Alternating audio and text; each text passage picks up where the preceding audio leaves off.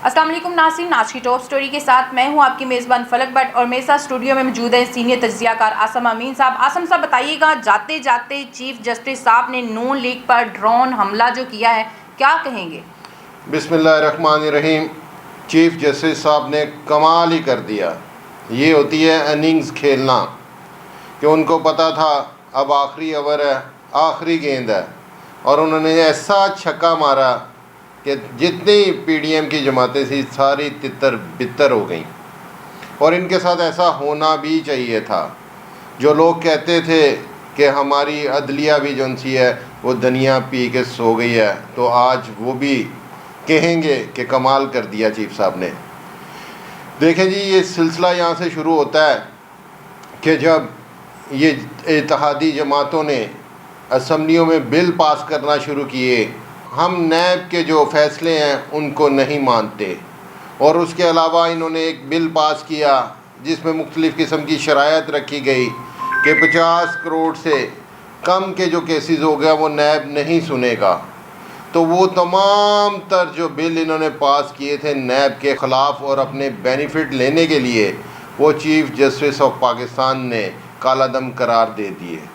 अब वो जितने केसेस थे इन पे पेंडिंग, जिसमें पूरी नून लीग, ख़ास करके पूरी नून लीग और पीडीएम की जमातों के सरबरान मौलाना साहब, जरदारी साहब और बहुत बड़े बड़े नाम, यूसुफ रज़ा गिलानी साहब और हमारे जो अब मौजूदा निगरान वज़ीर आज़म हैं, इनके ख़िलाफ़ भी केसेस हैं। सब फड़े जाएंगे, सब फड़े जाएंगे। ये एक बहुत अच्छा फ़ैसला कर दिया उन्होंने। मेरा नहीं ख्याल कि अब इनकी जो सी गुड्डी है वो दोबारा चढ़ सकेगी।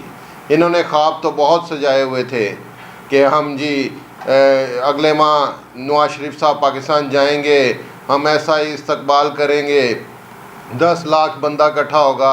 अब 10 बंदे भी इकट्ठे हो गए तो बड़ी बात होगी। ये सारी चीज़ें थी। हम जितना भी अप्रिशिएट करें चीफ़ जस्टिस ऑफ पाकिस्तान को तो वो कम है। देखें, ये होता है कानून। ये इन लोगों ने समझा था कि इस मुल्क में हम कानून की धज्जियाँ उड़ा देंगे, तो ऐसा तो नहीं होता।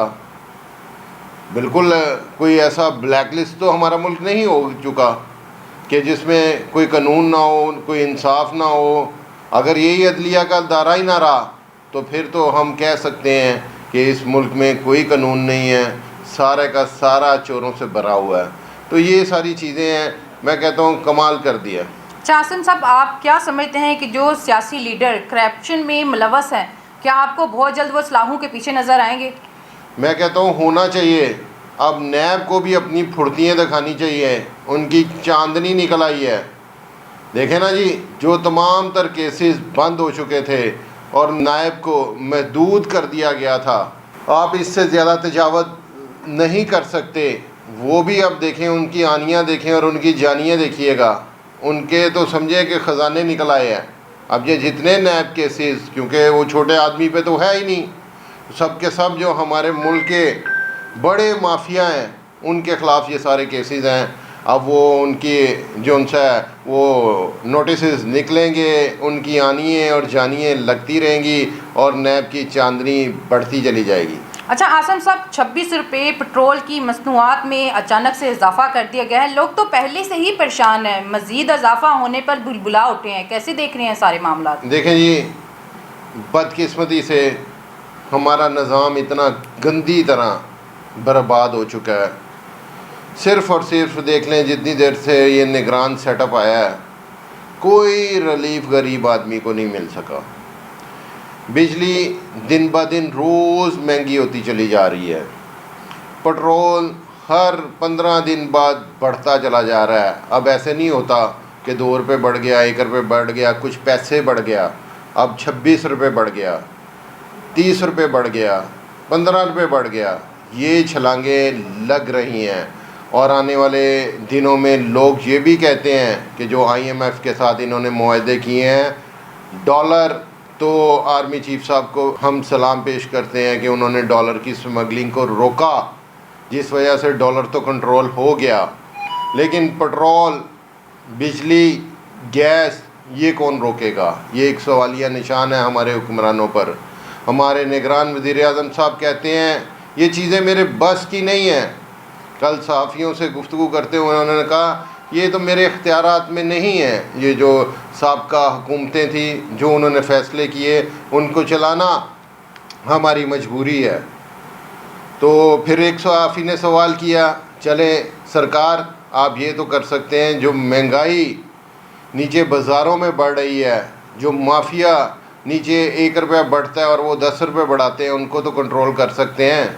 आप अपने प्राइस कंट्रोल मजिस्ट्रेट तो लगा सकते हैं। वो कहते हैं वो भी मैं कुछ नहीं कर सकता। सारी सवाल आपने मुझसे ही पूछने हैं, मेरी तो हुकूमत को 1 माह हुआ है।